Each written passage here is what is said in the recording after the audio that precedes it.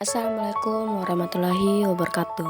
Perkenalkan, saya Najwa dan saya ingin menceritakan pengalamanku dengan judul Mengenang Masa Lalu dan Memikirkan Masa Depan. Suatu hari di sekolah yang ramai akan suara canda tawa para siswa. Saya duduk sendiri di gazebo sambil melihat ke depan dengan pikiran mengenang masa lalu dan memikirkan masa depan atau masa yang akan datang. Apakah suatu hari nanti kami masih dapat berkumpul bersama-sama lagi seperti sekarang, walaupun kami telah berpisah dan mengambil tujuan masing-masing.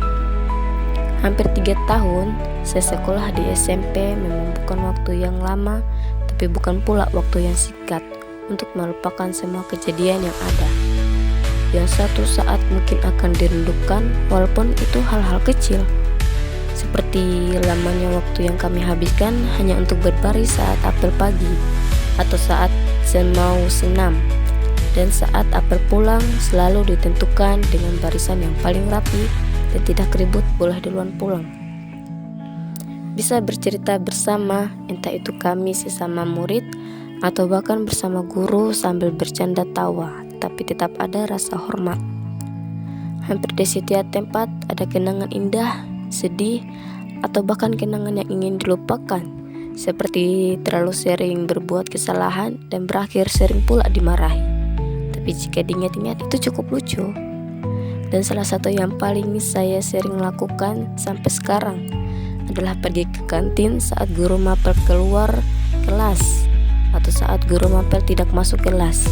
Itu cukup asik karena bikin deg-degan dan sedikit menegangkan. Apalagi saat pergantian jam pelajaran terus ke kantin, tapi saat keluar dari kantin dari jauh, saya lihat guru mapel selanjutnya sudah mau masuk kelas.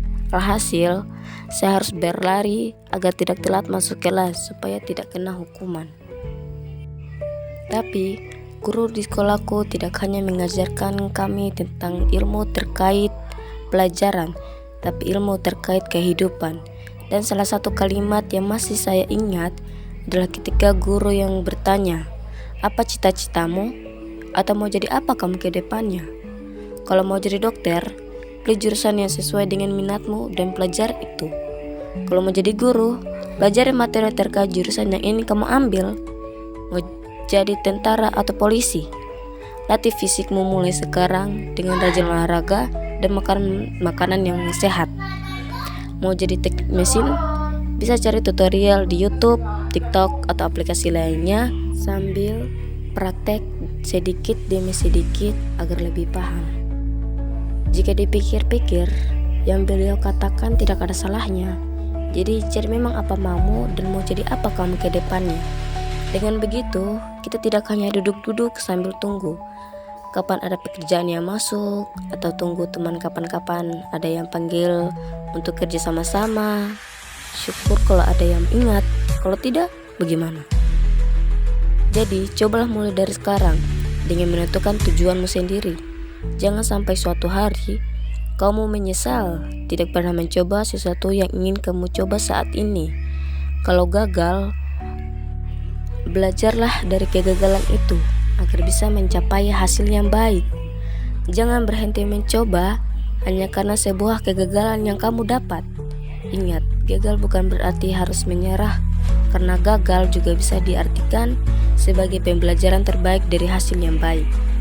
Tapi, apabila suatu hari engkaulah yang mendapatkan kerjaan dan masih ada lowongan, jangan lupakan teman-teman yang selalu ada buat kamu dahulu.